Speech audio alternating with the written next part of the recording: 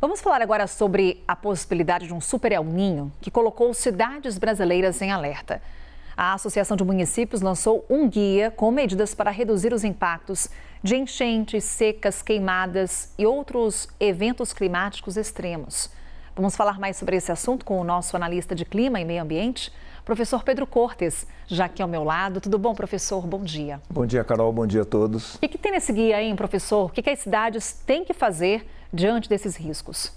Veja, os riscos, eles são conhecidos para as mais diversas regiões, então o que os municípios têm que fazer é pensar de maneira integrada, ou seja, quais são os impactos que eu posso ter na minha área, ou seja, área urbana, seja área rural, e quais são os recursos que eu posso utilizar para tentar minimizar esses impactos e quais são aqueles recursos ou capacidades que eu não tenho, mas que eu preciso buscar junto ao governo estadual, junto ao governo federal. Então, é pensar inicialmente de maneira integrada para analisar esses impactos, esses aspectos e buscar recursos e conhecimento, competência, caso eles não tenham isso, porque há muitos municípios que são pequenos e não têm uma equipe técnica muito avançada, vamos assim dizer, né?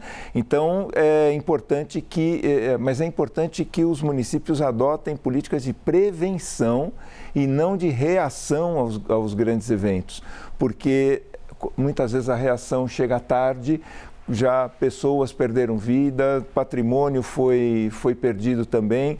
E, em vários casos, isso poderia ter sido evitado com medidas antecipatórias, né? Se os municípios tivessem tomado determinadas medidas, isso poderia ter sido mitigado. E esse é o objetivo desse guia, professor, justamente estimular esse trabalho de prevenção e também a integração entre as várias esferas, município, estado e também governo federal? Exatamente, é orientar o que precisa ser feito em cada situação, por exemplo, uma situação de chuvas intensas, seca, ameaça de queimadas, o que precisa ser feito preventivamente e aonde buscar recursos para ajudar nessa prevenção.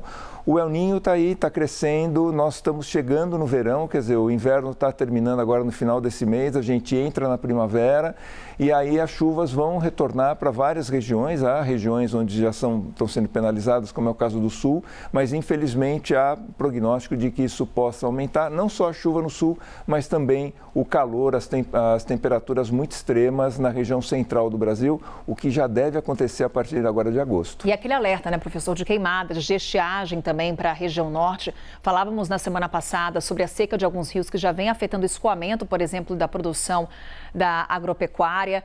Conversávamos com Fernanda Presinotti sobre esse assunto, porque a depender da região onde está essa cidade, esse município, os impactos são diversos. Né, como você falou, por exemplo, no caso da Amazônia, que depende muito do transporte fluvial e é uma região extremamente penalizada pelo El Niño por conta da seca, há uma dificuldade de distribuição de alimentos, de combustível, então precisa se pensar em termos logísticos para que não espere o impacto acontecer, para que vá se correr atrás e falar assim, olha, como é que eu posso fazer a distribuição de alimentos, de combustível? Não, é já começar a pensar nisso hoje, inclusive com reservas estratégicas para poder atender a população de imediato, sem ficar reagindo, como eu disse, após os grandes eventos, ou seja, tentar se antecipar o máximo possível para evitar que a população seja penalizada. É pensar agora no El Niño e também nesse trabalho de adaptação climática, porque esses eventos climáticos extremos vêm se tornando cada vez mais frequentes. Professor Pedro Cortes,